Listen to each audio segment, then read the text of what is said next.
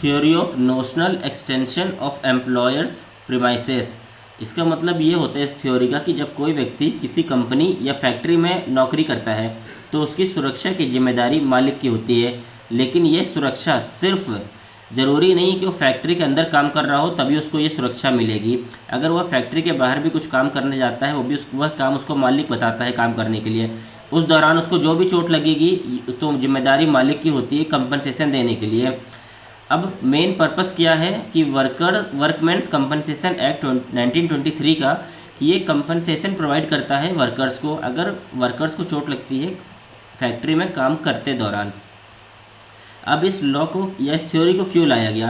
ताकि वर्कर्स को काम से जुड़ी हर स्थिति में सुरक्षा मिले और कंपनसेशन मिल सके, इसलिए इस थ्योरी को लेके आया गया।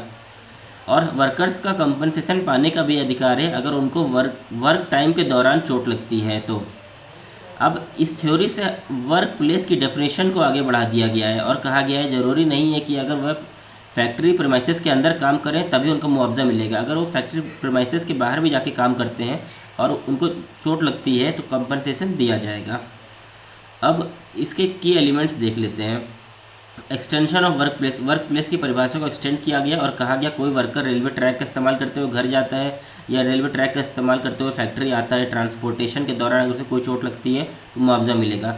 इसका कनेक्शन देखा गया है वर्क प्लेस और एक्सीडेंट के बीच में और कहा गया है अगर कोई भी एक्सीडेंट होता है फैक्ट्री के पास तो उसको मुआवजा मिलेगा अगर वह लीगल तरीके से आ रहा था और जस्ट और फेयर तरीके से काम कर रहा था।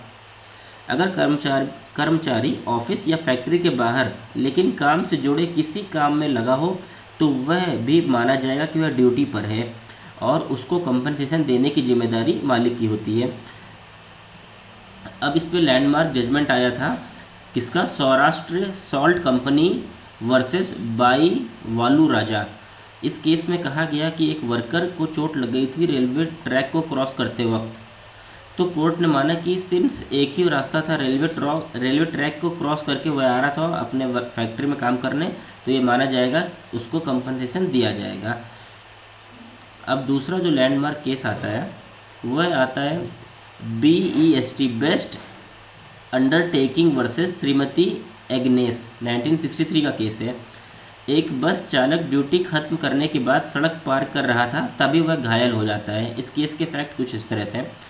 तो अब इसमें कोर्ट का डिसीज़न आता है कि यह स्थान काम से जुड़ा था इसलिए उस मालिक की जिम्मेदारी उसे कंपनसेशन देने के लिए। तो यानी इस थ्योरी से ये पता चलता है कि जो वर्क प्लेस की डेफिनेशन को ब्रॉड कर दिया गया और कहा गया वर्क प्लेस में आने में जो रास्ते इस्तेमाल होते हैं अगर वह वर्कर फैक्ट्री आ रहा है, कंपनी आ रहा है, उस दौरान चोट लगेगी तो पे मालिक करेगा, कोई भी कंपनसेशन अगर उसे होगा तो।